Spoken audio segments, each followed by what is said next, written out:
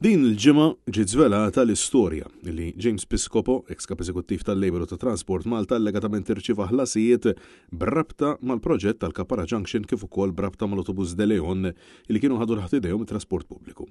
Piscopo ingħata 30,000 euro f'ċekkijiet mingħand l-accountant Robert Borg li ma' ħlasijiet mhux talli l-ex-CEO tal-Labor ma ċaħadx li saru talli iddeskrivihom bħala stupidi. L-erba' filgħodu Net News staqsal il-Prim Ministru dwar dan kollu kif 24 siegħa wara il-Partit Laburista baqa' ma ħareġ ebda sqarrija iżda mhux talli ma ddiżassoċjax ruħu ma' James Piscopo talli ammetta illi reġa' lura fih dan il-partit. Inkredibilment, kif reġa' beda jgħin fil-Partit Laburista James Piscopo ġie dal-attakk.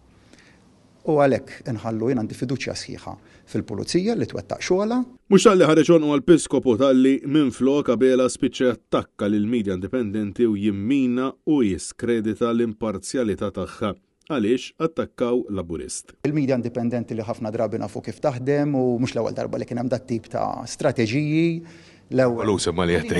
Ħallina wieġbek. Il-fatt jibqa' illi mal-medja James Piscopo ma ċaħadx li rċieva dawn l-eluf ta' euro meqjusin bħala suspettużi.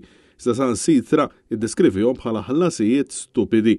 Bil-Prim Ministru jibqa' insisti li din hija strateġija u tip ta' konġura kontra l-Partit Laburista. Però ma ċaħadhomx daw. Permettili, James Piscopo wieġeb fejn kellu jwieġeb.